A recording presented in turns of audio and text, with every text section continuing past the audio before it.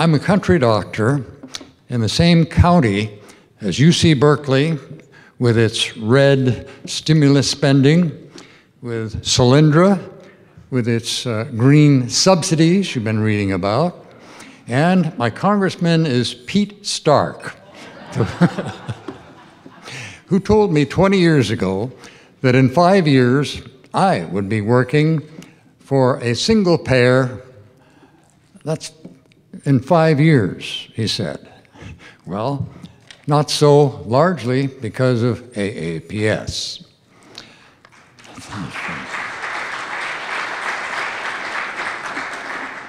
I was going to start out with some slides, but see enough after the minute.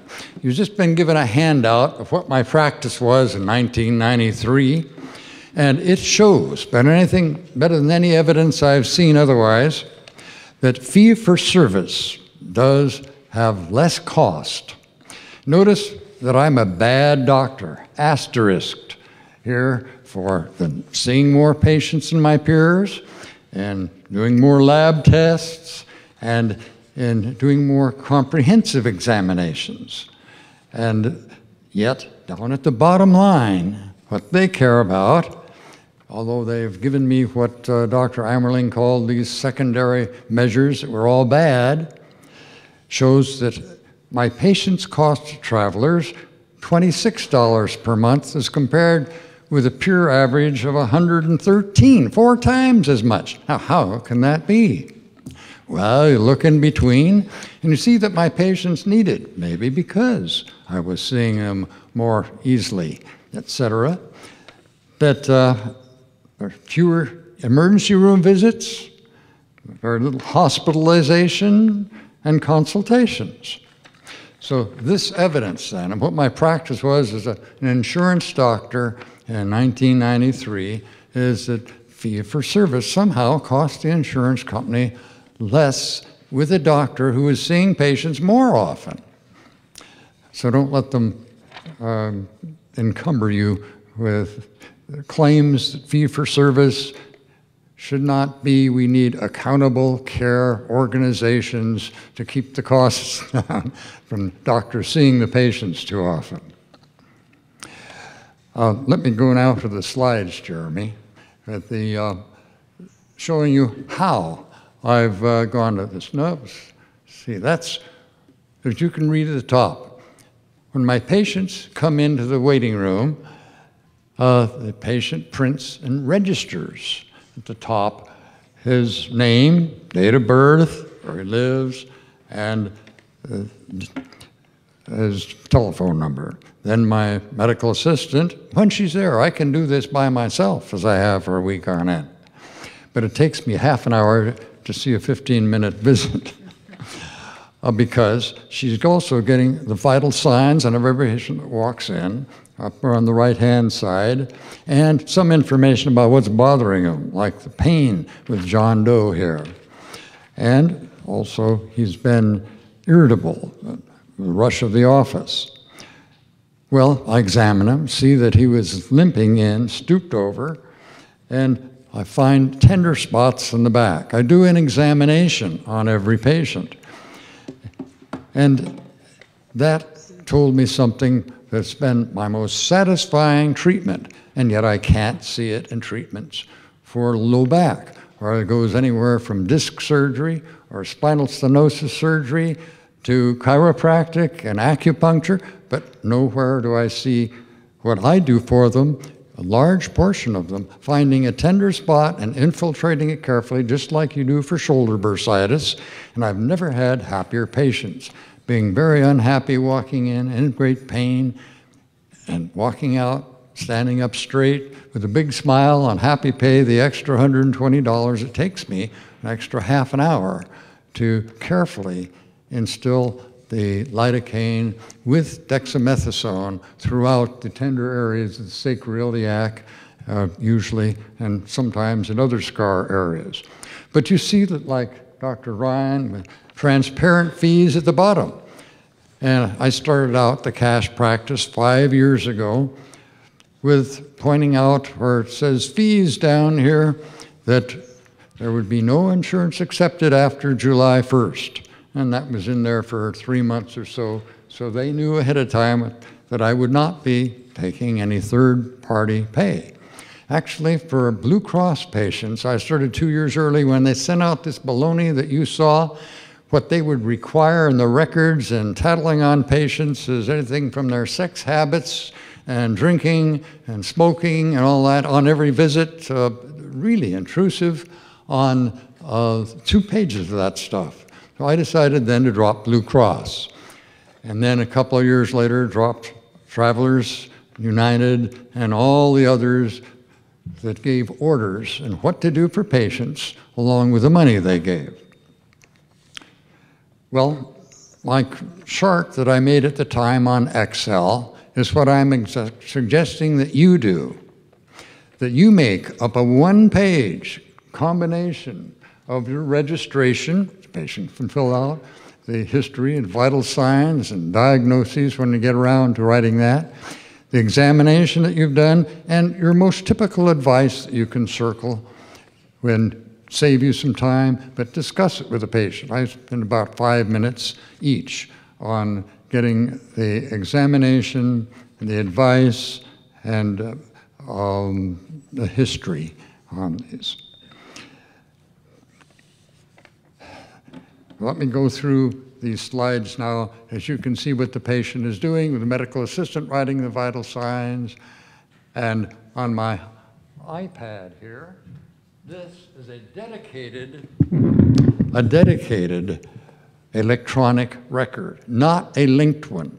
I've never put it on Wi-Fi even, much less online or into the cloud for betrayal of our Hippocratic oath. Have you noticed they're now offering you $44,000 bribe to let them install medical records that are electronic and go online so the government can control your patients with the knowledge you give them. They're making you the Borg connection, remember the antenna of the board, with electronic records. I would advise you to get out of all electronic records so you do not become the Gestapo and report your patients for their commands and control, which is what is being done. Well, I can find my patients in here faster than I could. I've been checking this system out for the last 2 months, and it works beautifully. It's quicker to put this chart, photographed in here, and put the name on here, which automatically then alphabetizes when you take from PhotoBooth to Photos, then you put it in, paste it into Pages, quick for medical assistant, quicker than putting the chart in a file. And it's quicker for me to look up, 5-second access to find John Doe in here and remind myself, which is the purpose of my keeping records. It's not done for the lawyers. It's not done for, who else, consultants yet. I want to take my backup. The patient keeps the record. I guess that's the major point of this. This is the patient's record. It's made up for the patient's convenience to keep track of their own weight or cholesterol or other things that they're concerned with. And what was my advice? They can put it on the refrigerator. And they keep it, I give them, see that this does not interfere when I do. Actually, I keep this thing on the front desk and check it. Now I don't usually take it in like this to the patient, but I could, again. So that going to the cash. When my secretary isn't there, I collect the cash in an envelope with the patient's name, date, and how much it was. Or if it's a Visa card, I swipe that and do the same thing. That's our only billing. I should say there is no billing. This is a cash practice. That's how I take the snapshot with a PhotoBooth on this iPad 2. It's very simple. And the responsibility and blessing.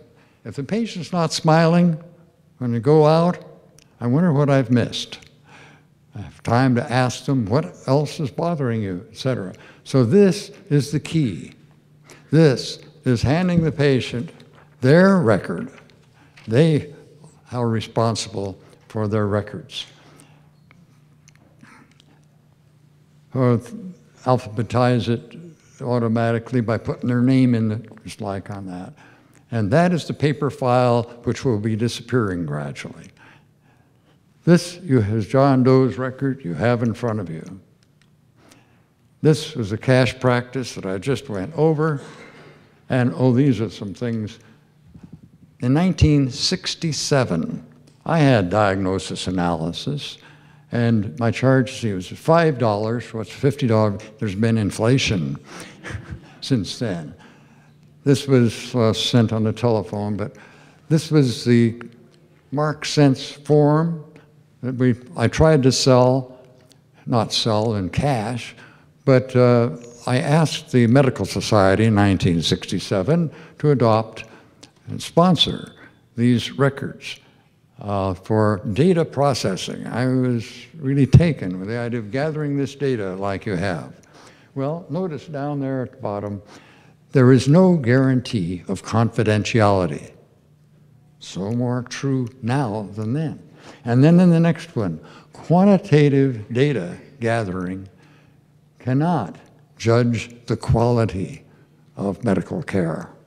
They knew even in 1967, and it's still the case, do not give your patient's data to the command and control of the federal government. This is a cheat sheet I drew. That's that Blue Cross thing decided me to get out. This is the blank form that you should make your own copy of if you want to do something like this. Just make photocopies of the record as your record. The patient keeps the original. And do your own thing in it. You might notice I did not put vaccinations in there. Well, now I'll go to the end of my talk. This is what the State of California Board just sent out last year, becoming more and more intrusive. Notice, medical doctors are licensed and regulated by the Medical Board of California.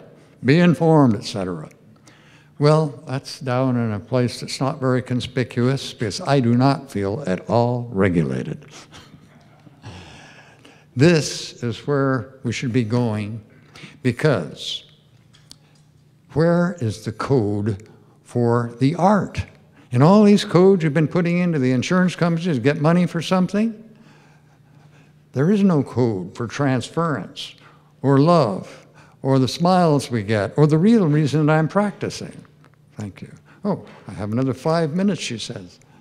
Well, I can go into some more detail, but let me spend a moment more on Dr. Orient's book. I use this for recreation. This is what she's also showing her medical students. And you notice she puts the art before the science. Let's think about why that would be.